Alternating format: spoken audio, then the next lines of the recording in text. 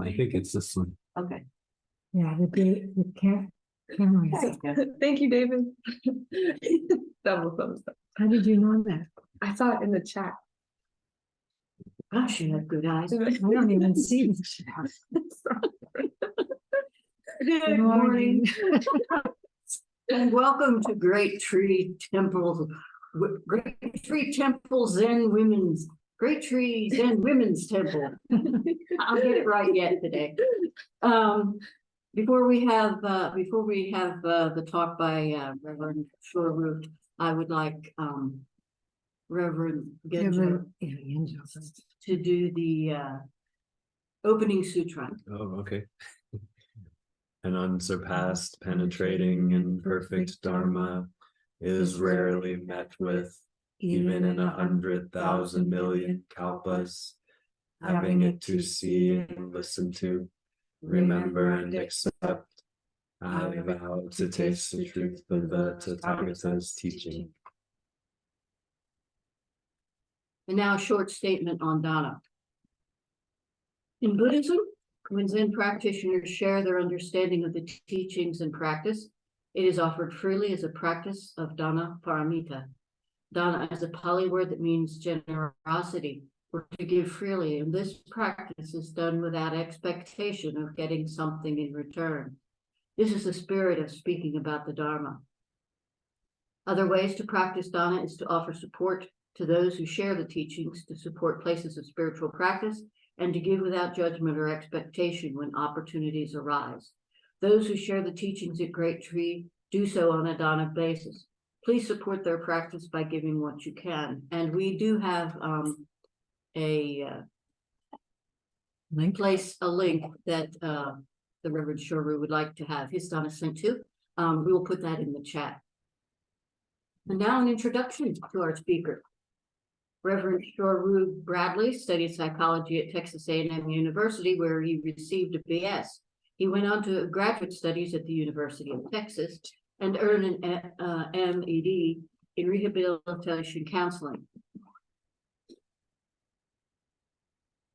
In 2002, Reverend Shoryu was ordained at the Austin Zen Center by his teacher, Reverend Seirin Barbara Kohn, where he practiced until 2004. In 2004, Shoryu went to study with Reverend Shohaku Okumura in Sanshin Zen community in Bloomington, Indiana.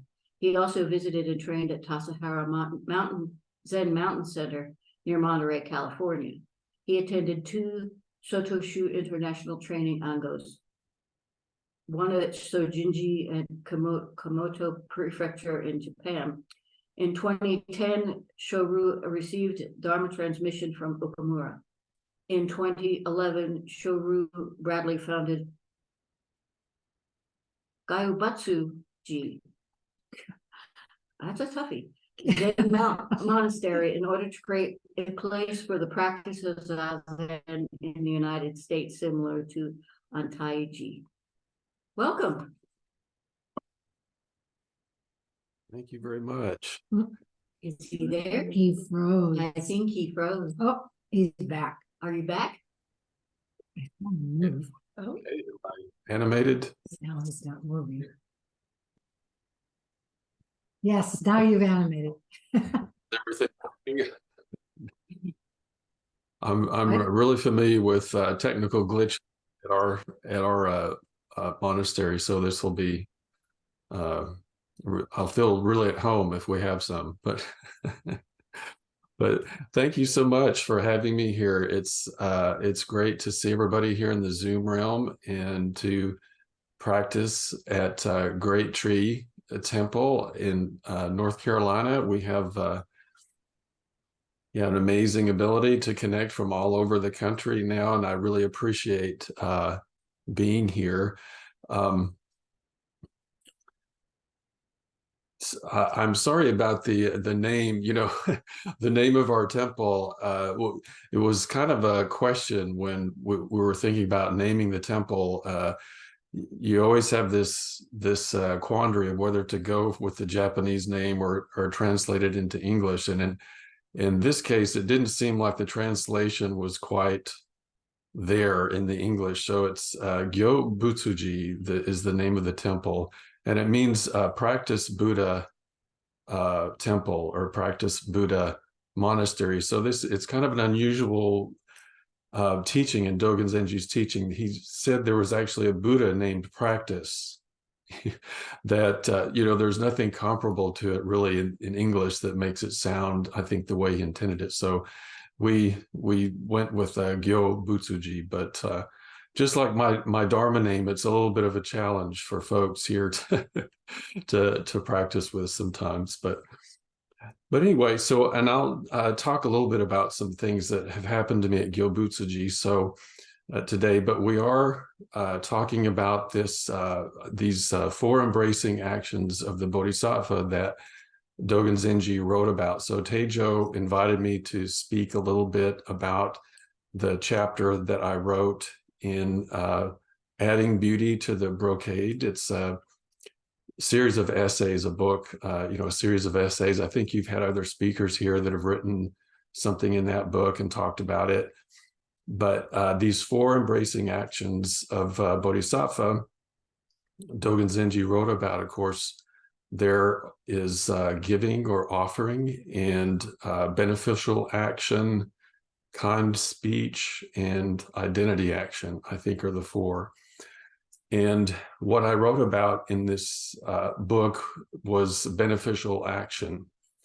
And I think this has kind of been a koan for me over the years. So I had quite a kind of a challenge writing about this, but if it's okay, I'll just read a piece from actually, let me go ahead and read what Dogen Zenji wrote just briefly, his brief piece about beneficial action, to have kind of a understanding of exactly what he said.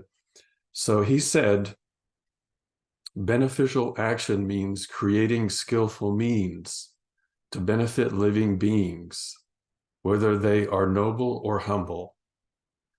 For example, we care for the near and distant future of others and use skillful means to benefit them.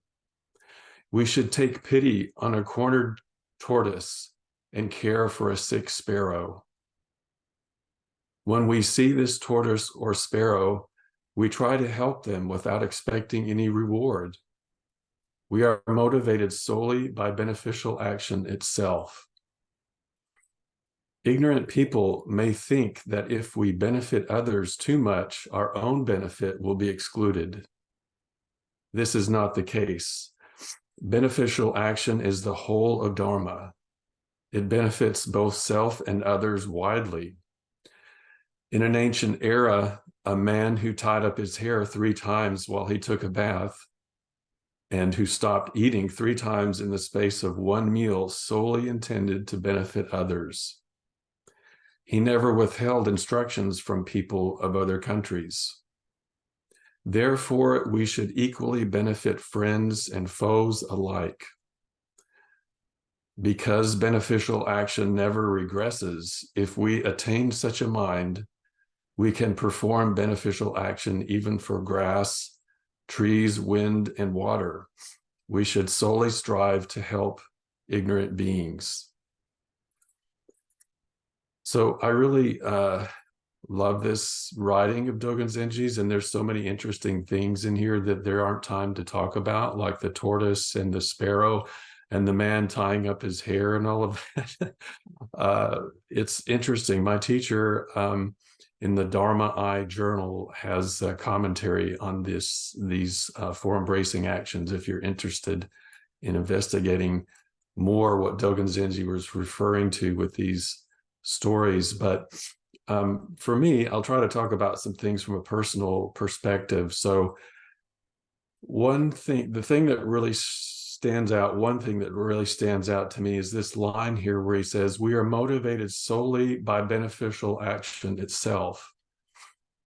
What does that mean? And what does it have to do with our practice? And how can we, do that? This is actually a very common saying in Zen, that we do things for their own sake. It's very common. But this, to me, Dogen Zenji is getting to the kind of heart of the Dharma where he says, opening one's heart and doing things, let's see, the beneficial action is the whole of the Dharma. It benefits both self and others. And I put my own thing in there. Actually, I've come to think that this, beneficial action, or this doing things for their own sake, isn't some kind of a strict dogmatic Zen thing that we do because of emptiness teachings, or something that we're told that we need to do, and this is what it really means to be a Zen practitioner, is just give up everything and do it for some idea, some philosophical idea. But this is opening one's heart, I think, to what is unfolding to us in the moment, what is arising in the moment. And another way, we can talk about this, is going beyond this kind of subject-object relationship that the Buddha, taught was such a difficult, was the basic root of our suffering.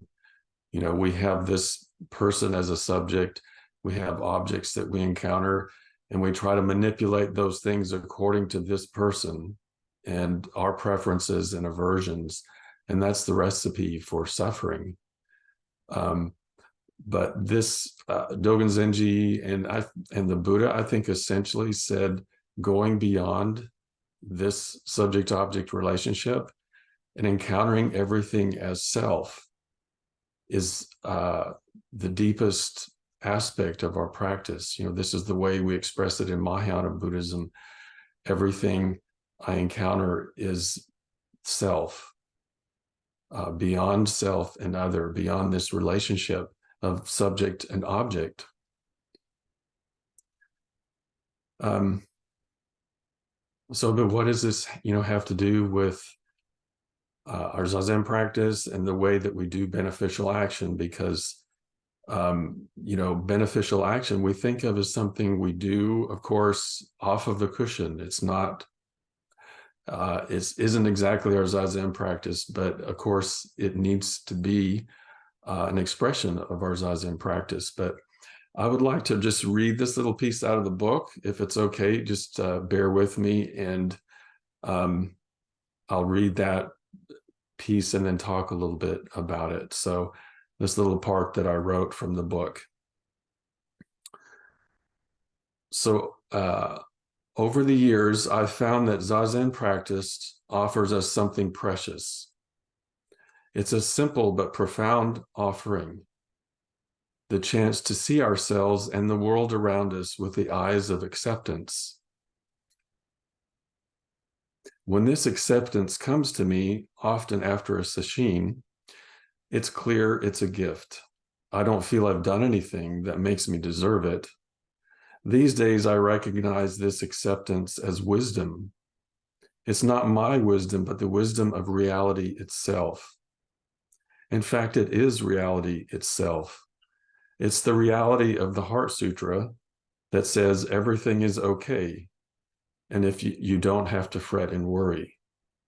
The suffering, strife, and conflict you and other beings encounter is not real in the way that you think it is. Feeling connected with this reality of the Heart Sutra inevitably splits my heart wide open and leaves my mind at peace. Of course, I don't walk around feeling this way all of the time or most of the time. No feeling lasts forever. But I think there is a way that this wisdom of reality colors a person's experience eventually if they commit themselves to practice. It's a kind of ground upon which it's a kind of ground upon which to build one's life, and it offers support and comfort to one's thoughts and emotions. Sometimes we might feel we lose our connection to this foundation, but it's always there for us when we return to it in practice. And the more often we return to it, the more we develop a kind of faith that it continues to support us, even during difficult times when we feel lost. But I've noticed an interesting experience connected to this gift. I'll call it the okay, not okay, okay experience. I gave it this name thinking of something I heard my teacher point out about the Diamond Sutra. He said the sutra uses a logic that is very different from the standard logic used in human thinking. Here is an example. It's the Buddha speaking in the Diamond Sutra. And how so, Subhuti?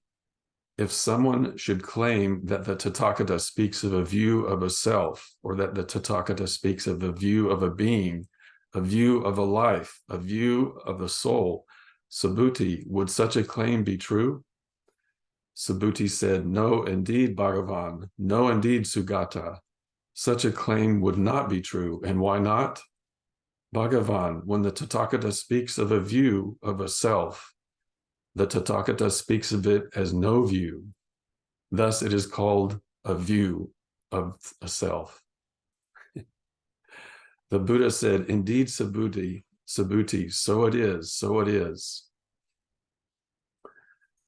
So Okumura Roshi presented the Diamond Sutra's logic as something like this: A, not A, therefore A.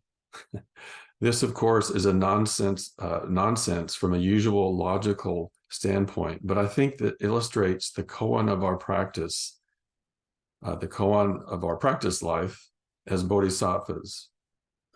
And this is what I'm speaking of when I talk about the okay, not okay, okay experience. For me, this experience goes something like this. The more I truly understand that I and the world are ultimately all right because everything is empty, okay, the more I'm able to see beyond my own self-centered views and be moved to address the suffering of others, because suffering is not okay. But the more I'm moved to help, the more I must practice to avoid reifying beings and attaching to the preferred outcomes of my actions, since these things are and everything else are empty. Okay, everything is okay. So the experience keeps circling back on itself because it becomes clear that every aspect of this experience is an alternate expression of every other aspect. So I think this is one way to talk about the fact that we can only truly offer beneficial action for its own sake. We can't really act to help others because others and the idea we can help them is ultimately a kind of fiction. And if we cling to a certain outcome of our action, we're just making the offering in the service of our own ideas and to our own egos. Yet if we don't make the mistake, quote, mistake of offering our practice to others, we lack compassion. And wisdom without compassion is not really wisdom at all. So we never can really pinpoint a motivation for beneficial action that holds up to the reality the Diamond Sutra teaches. There's nothing to do but simply follow the path of an open heart and do it for its own sake. Okay. So to me, this is the kind of contradiction because the emptiness teachings, of course, tell us there's nothing to attain. There's no self, no other. And this is kind of the basis of our freedom. And we see all this suffering and this difficulty in this human life. And in some way, we know that it's not real. And that offers us peace and stability. And yet, how can we really be peaceful when we hear of innocent people dying and suffering, wars, poverty, starvation? When we hear that, once our heart is relaxed and open, we're not so relaxed anymore. This is my experience. Someone was telling me there's a koan or some Zen story about, asking the Zen master why he's frowning, the enlightened Zen master. And I'm frowning because sentient beings are suffering. You know, a scowl on his face, not because he's just a mean guy, but because sentient beings, you know, are suffering. So this is another way, I think, of saying too, everything we encounter, you know, is self. So it's we understand that the suffering is empty and not real in the way that our mind thinks it is or clings to, but we can't ignore it. The point, I think, is to address the suffering and to address our bodhisattva practice beyond this idea of self and other and what has to happen, the outcome that needs to happen. You know, I talk about this some in the chapter 2 so often at, you know, Gyobutsuji. I established this place some years ago in order to offer Zazen practice to others. And, you know, one wants to feel that their practice is helping others. And yet, not very many people took me up on the offer for many years. And often now, still, there are very few people and sometimes more people.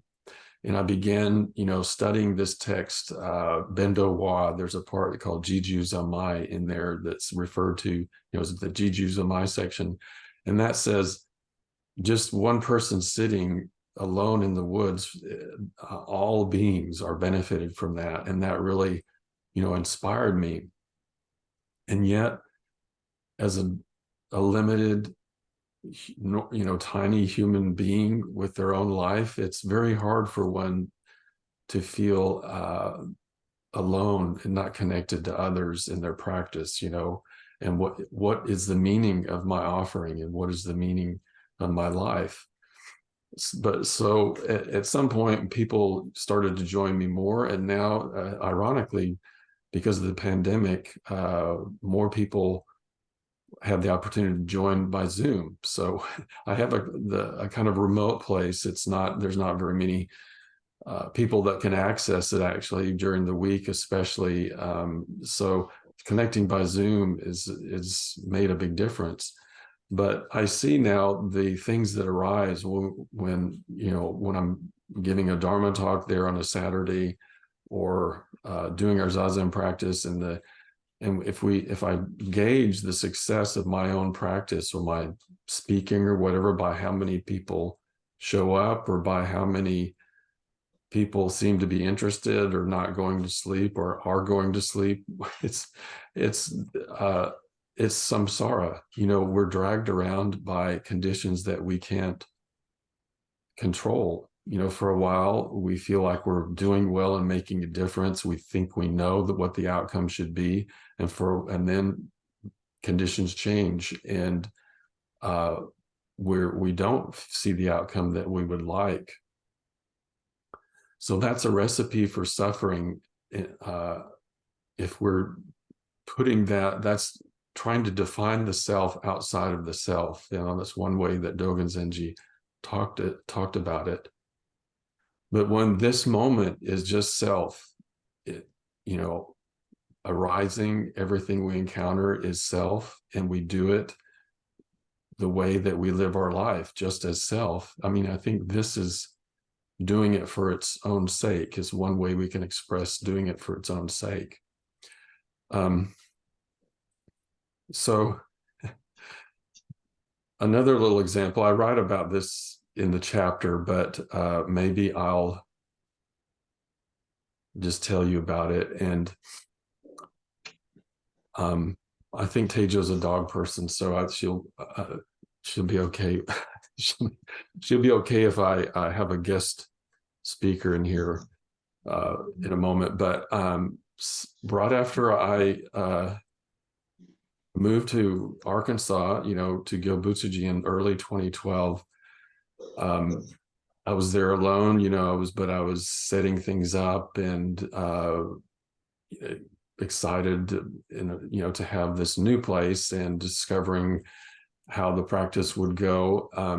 But anyway, I was there at the building that we have, and I saw an SUV coming down our steep drive, and it turned out to be a person from the county doing some county business, some routine county business, visiting the property that we just purchased. And behind her, I saw this, I was surprised to see this gangly little dog loping behind the SUV, and I thought that was odd. And it turns out that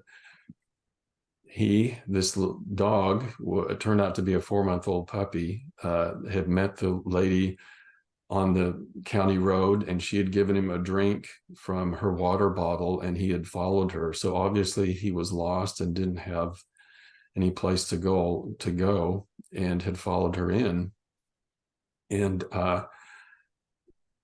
she said, "I'm sorry that I brought this dog in." And, I've actually had dogs like this. It was some kind of he looked like a collie or a shepherd, some kind of herding dog. And she said, "These are really good dogs. You should keep this dog maybe." And even as she was saying that, in my mind, I was like, there's no way that I'm keeping a dog here.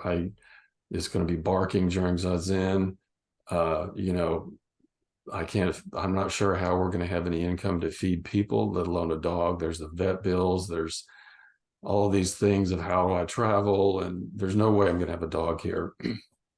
And so before she'd even finished her suggestion, I decided there was no way that I would keep that puppy. And so she left, and she said, "Well, I'm sorry, and I think he'll follow me when I leave." And she left, and he did follow her. And as they were leaving, a few minutes later, I realized how I thought of his beautiful little face and how intelligent, and I've never seen a dog like this before. I realized, he was just like searching to see if somebody would give him some sign that he was being accepted. He was very attentive to what was happening, and yet not overbearing. Even he was only a puppy, wasn't jumping all over us, but very much desperate. I could tell. And I just found my heart kind of sinking in this pit in my stomach, like, what's going to happen to this puppy? That he's not going to last very long with the coyotes out here. He didn't have any water. He was thirsty. What's going to become of him? And besides that, I just felt like I realized I'd never seen a dog like this. And there's something about him that I fell in love with. I didn't know. It was love at first sight. And I started really regretting that I'd let him go back and wondering what to do. And in that moment, I think this was probably 20 minutes later, I saw him coming back down the drive. He ran back down the drive to try to see what he could do, because I guess she left him, and he didn't have anywhere to go. So in that moment, I thought, okay, we're going to give this a try. I thought I was doing some, beneficial action for this being. But as it turns out,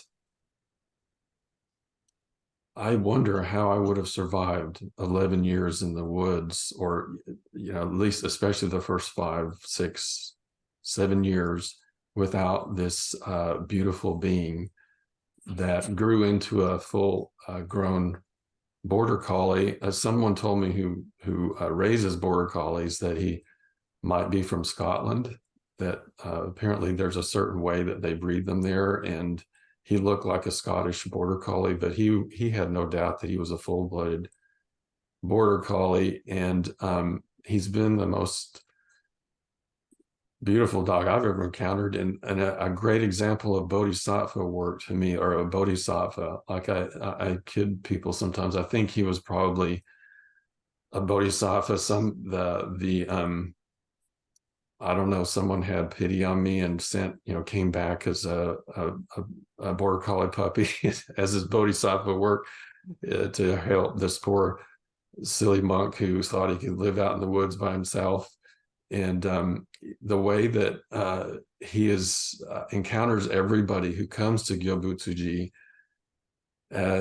he loves everybody instantly. I haven't met anyone, he hasn't met anyone that he hasn't fully embraced that I can see, except for other dogs. Sometimes he doesn't do so well with another dog. Usually does, but sometimes not.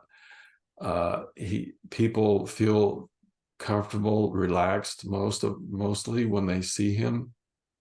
They I think most people end up loving him, and he's frankly the star of Gyobutsuji. He's the, I should have let him give the Dharma talk, but maybe I'll bring him in and let him say hello.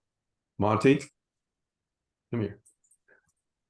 I know this is cheating, but come here. Come over here. You want to say hi? Come on.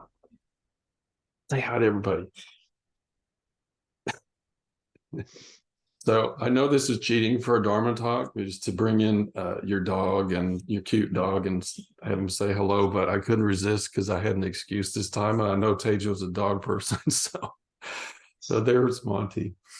But he's 11 years. He's going to be 12 in April now, and he's almost as much energy as that 4-month-old puppy still. So he's doing well and going strong. But I think to me, the point of the story is, one of the points of the story is that I had an idea of what had to happen. And, in this case, I was lucky because I got another chance, but often the moment passes us and we don't get another chance. I mean, actually, that's Dogen Zenji's teaching, is that each moment is precious, and the entire universe depends on this moment and what you do. And yet the other side, of course, is that you do get another chance usually to express awakening. But I had an idea of what had to happen, and so that moment passed me by.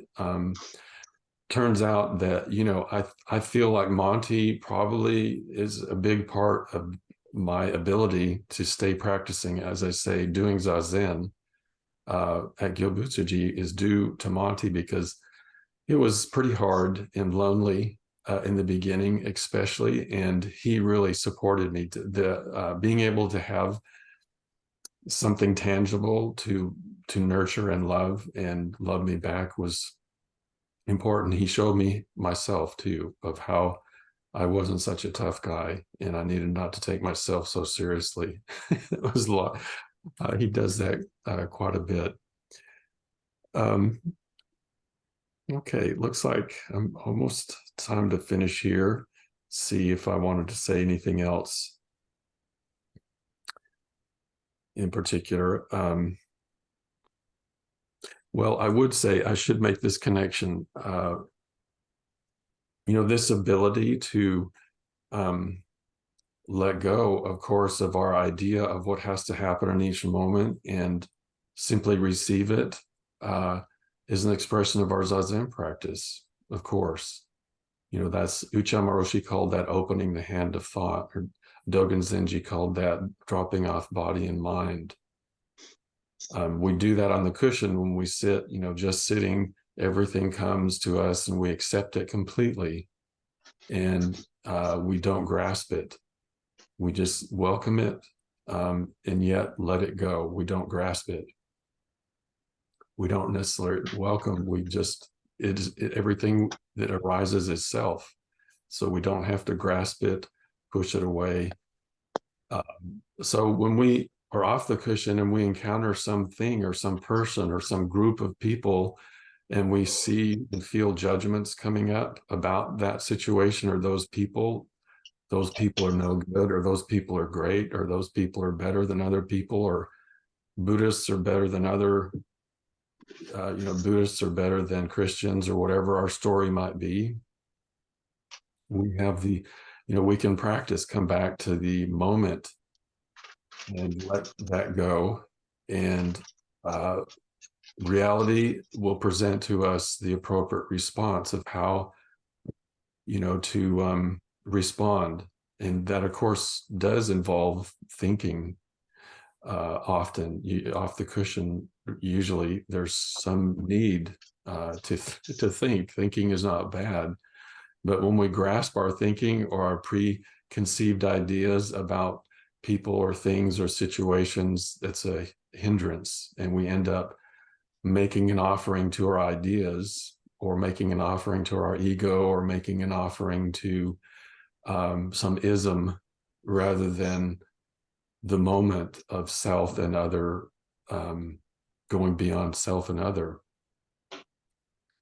So that's kind of the connection, I think, of the open heart and letting go of thought and our Zazen practice. And one thing I thought about too, just while I was going over this morning, was the I don't think this is anything new. Like, this isn't a new development that Mahayana Buddhism or Dogen Zenji came up with. I think of I love the moment of the Buddha's awakening. After he awoke, and he was deciding, he was saying to himself, no one's going to understand this. I'm not going to teach. I'm not even going to make an effort. And the story goes that Indra, the king, or the ruler of the god realm, came to him and said, please teach. There are people that will benefit from this. There are people that will want to hear your teaching, will awaken.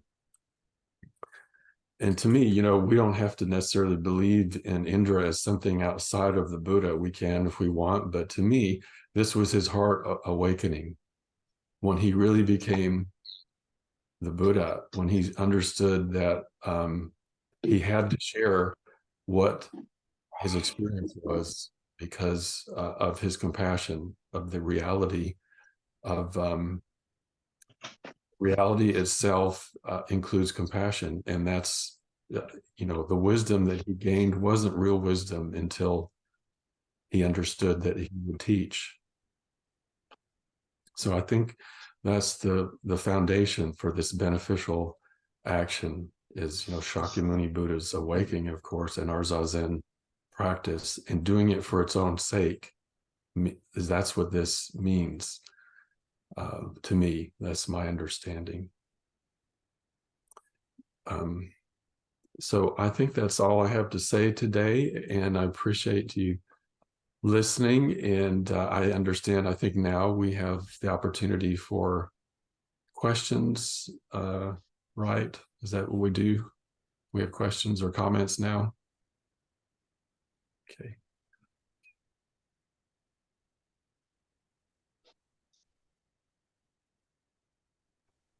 Okay, Joe, you're muted.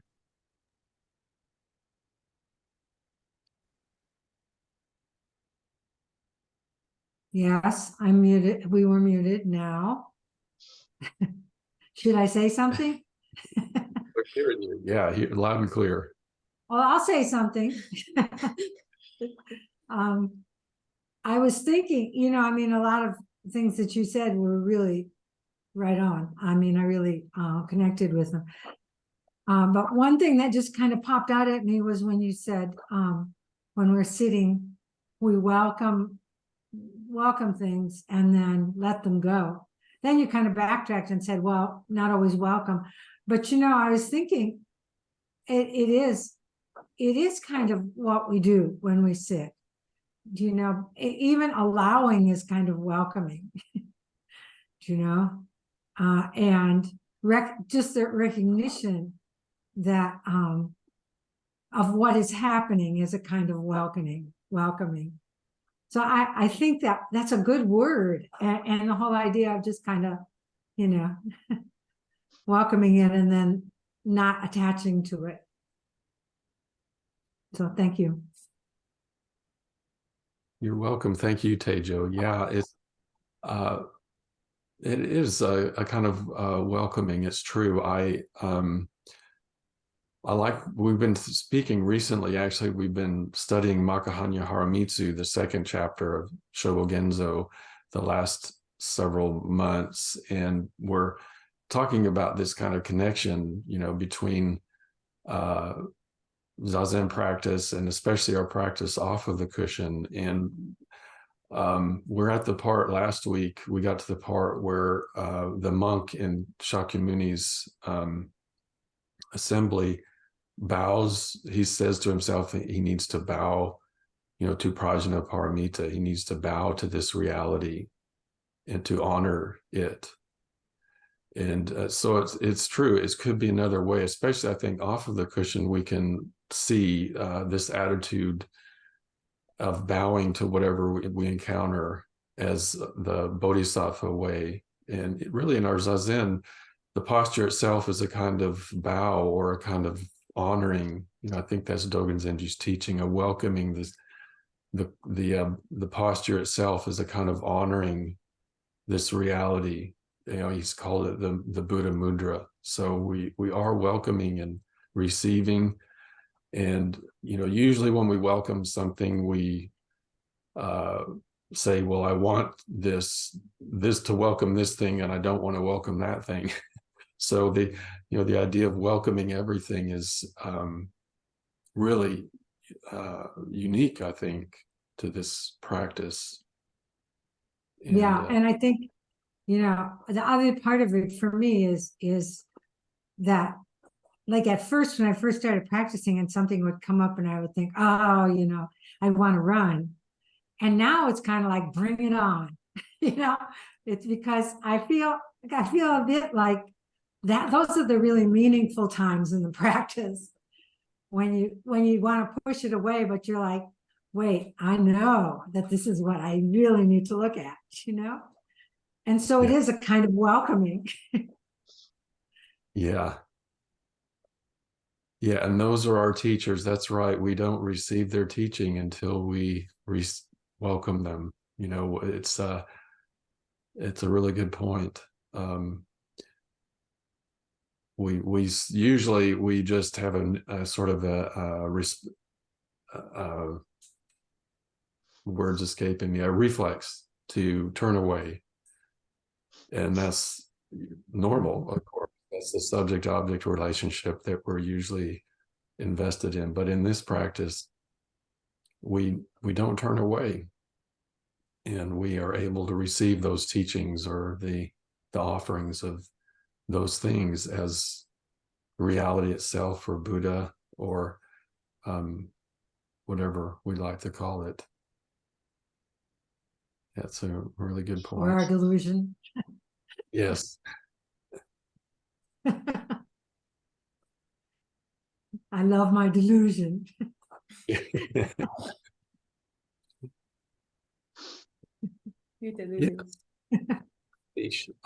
Cheryl had something.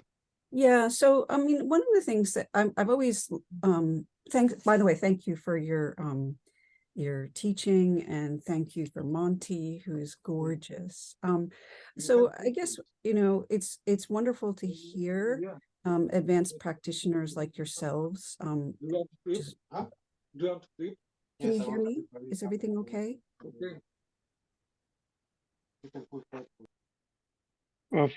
Got it? Better? Yeah. Okay. So it's wonderful to hear that you guys talk about like turning towards the unwelcome. And well, not to put too fine a point on it, how? Because it's exactly the opposite of what you grow up learning to do. And that's the real obstacle. And so if I know that it's really hard to explain things like this in words, but if there's a way you could sort of point myself, at least in that direction, I'd be very grateful. Yeah, thank you for that. That's really an important point. I mean, for me, the primary thing is to be grounded in our Zazen practice. To me, it's fundamental because my understanding is Zazen is the most important thing that we can do, that we can express. So we don't do Zazen in order to make our life better or to become more kind or to somehow express something, but we live our life as an expression of Zazen. So that's our understanding first, that we center our Zazen as our life, the reality, the absolute anchor of our life. And then we endeavor to express all of our interactions with people and things as our Zazen. So very much easier said than done, of course. And it sounds rather idealistic in a way, but I think it's a very important and fundamental point. So the more we settle into our practice as the center of our life, I think the more opportunity there is to understand this attitude, or to bring this posture into our interactions off the cushion. What does it really feel like to let go? Nobody can really teach us that except our own Zazen. How does it feel in the moment, just to be in this moment for itself and not to grasp whatever I'm thinking as the absolute, we have to make some discrimination. We have to measure things in order to carry on our human life. And I usually refer to, the Tenzo Kyokun when we talk about these kinds of things, where Dogen Zenji talked about these three minds. That's the way I think he's told us that we bring our Zazen practice into the world, or into our bodhisattva work. So magnanimous mind, what does it feel like to welcome everything? And the cook doesn't discriminate when there's a job to be done, when the meal needs to be cooked. We welcome all the ingredients, and if we have fine greens or rough greens, that's just the way it is. We don't favor one over the other. We work with what we have and welcome all of them as Buddha or reality. He talked about nurturing mind, the mind of the bodhisattva, the mind that prepares the meal, uses the meal the best they can as an offering to others. And joyful mind. So joyful mind, is the mind that arises out of encountering life as practice, or it's also something we can cultivate, in our life. Gratitude, it's the mind of gratitude. So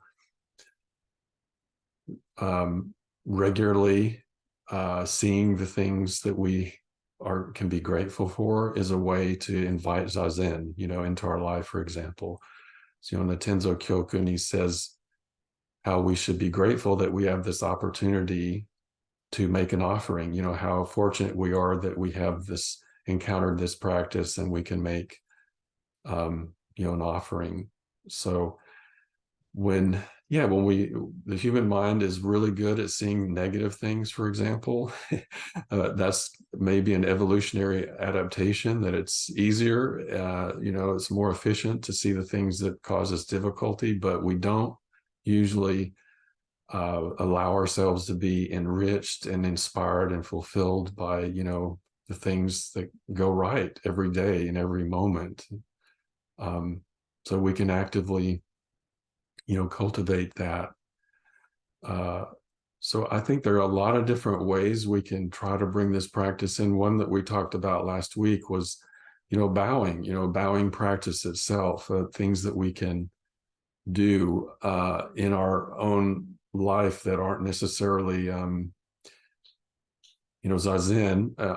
in the normal sense of the word, but a way to let us go beyond our grasping to our own ideas. So bowing is one of those things that I think encourages honoring other things and expressing gratitude.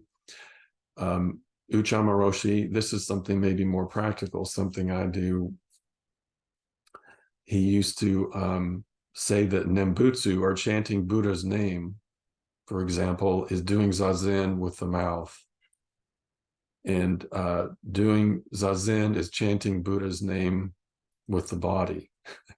So later, you know, especially after Uchama Roshi got too old to sit, he really focused on chanting the name of a bodhisattva, of Avalokiteshvara Bodhisattva.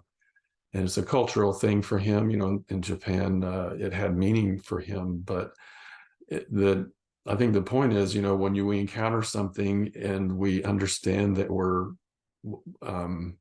need to practice in the moment. Sometimes it happens after the moment, you know, whatever. Usually, very often, we encounter difficulty and it gets by us and we have to reflect. But sometimes we can, in the moment, see I'm stuck, or this is a situation where I really need to focus. Chanting is a way to bring zazen, I believe, you know, into that moment. You know, chanting Buddha's name or chanting whoever's name, Jesus' name, or whatever bodhisattva, or anything that to you expresses this reality beyond your own individual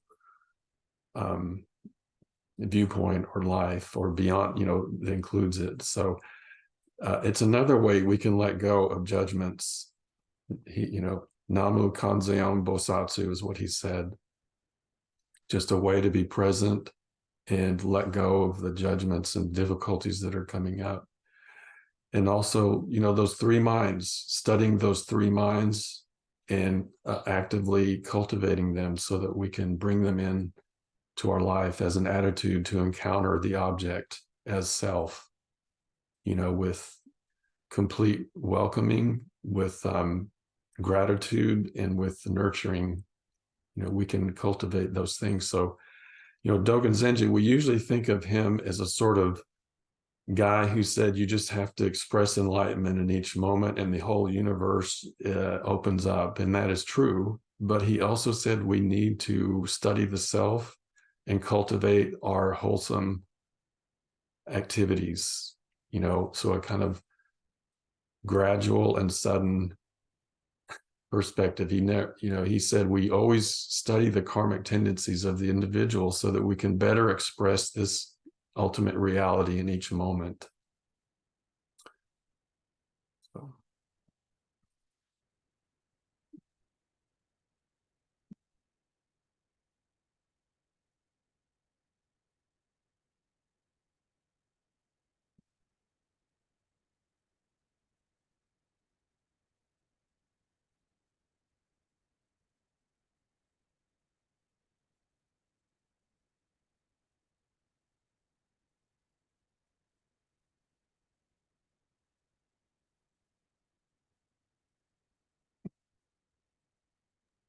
Dakota Hall, I see your hands raised. I think now it's time. Oh, yeah. Okay, sorry, I didn't see you, Dakota. Sorry.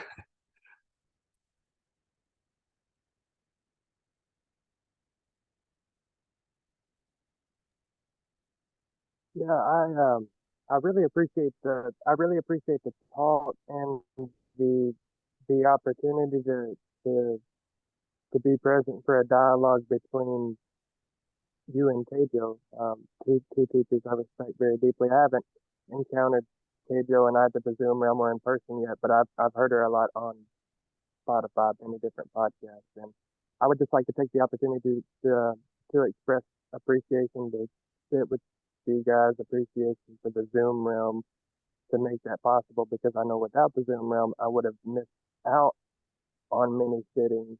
And Zazen in the context of a lot of what I had coming up for me listening to you guys during the talk and during the dialogue and during the Q&A was Zazen in the context of addiction in my life, and even in the absence of addiction, a generally addictive personality, if you will. And what I've found is that these small victories that you're talking about, these moments where we learn to, whether we like it or not, just allow whatever is in the moment. Just allow it to unfold and allow it to pass away of itself. And how even, whether it's a pain in the knee or the urge to smoke a cigarette after a meal or whatever that looks like for, fill in the blank. But for me, wow, where was I going with that? These small victories, this ability to allow it to unfold and pass away, and to realize that it doesn't necessarily have to be a struggle, and there is a way to kind of gracefully allow life to suck when it sucks. And eventually this slow permeation of this practice that seems to not be doing any good sometimes, like, man, why do I keep sitting? Like, would my time be better used in other areas? Would I grow more as a person if I spent this hour doing, I don't know, some exercise? I have all kinds of stuff come up, but really, these small victories, these allowing the pain in the knee to arise and pass away and to not be controlled and carried away by it. And then it becomes more subtle, and you realize that you're entirely encapsulated in thought and didn't realize it, and you were like embodying this invasive idea that's really not even you in the first place. And then begin to allow that to pass away. And it becomes like this unconscious skill over time. In the case of addiction, we'll say at first it rises like a pain in the knee after a meal. You want to smoke or something, whatever it is. And you just say, you know what? I know this will pass away. I know it'll come up again, but this time I'm going to let it pass away. And you begin to have these victories, and you begin your practice you kind of get these little boosts of fuel along the way. You get these little recharges, these little hits of dopamine, or however you want to translate it. And eventually, you finally, one day you just realize, whoa, I ate 2 hours ago and I didn't have to wrestle with the dialogue. And that's just a gross example. I use personal experience with addiction and addictive personality in place of any neurosis that we all deal with on a day-to-day basis, whether it be a thought pattern or what have you. But I really don't even know what I'm trying to say. I'm just expressing my admiration for the practice and its ability to silently unfold, whether you know what's actually happening or not. It's like Suzuki Roshi said, being soaked by a fog. I really don't have anything to add to what anybody said, but I really appreciate everything that you guys kind of brought to light for me with this. So, thank you.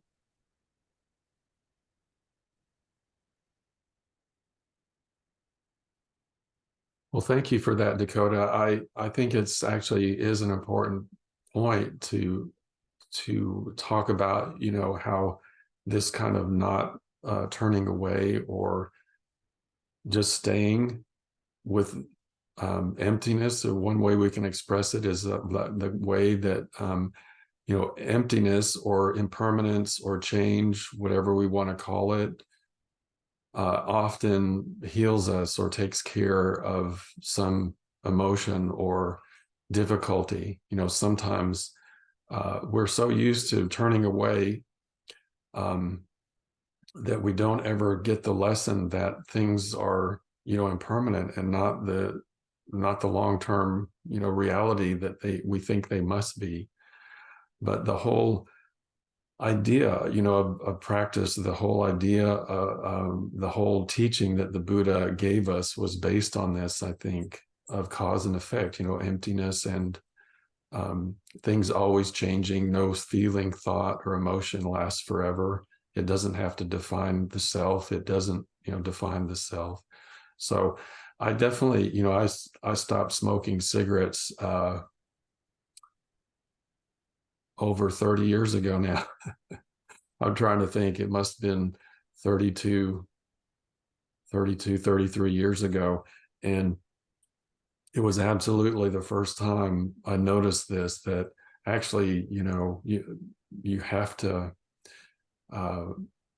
something doesn't, can seem so overwhelming, but it doesn't have to seem overwhelming forever, and it may come back again, but it's just a huge thing to realize that impermanence itself is what heals us and teaches us. The thing that we usually identify as, negative is actually the thing that allows us to grow and to heal.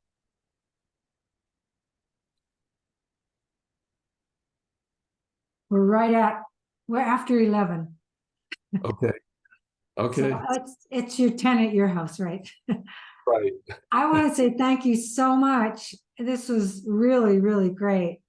Really appreciate your sharing your chapter. And I want to tell everybody we're going to have this book in our craft sale for the Buddha's Enlightenment craft sale. So, or you can order it on Amazon, right? I think Amazon, or I know the Dogen Institute has it too. You go to the Right. Dogen can- Institute, right. You can download it So- electronically, or I think they have hard copies too there. It's called Adding Beauty to Brocade.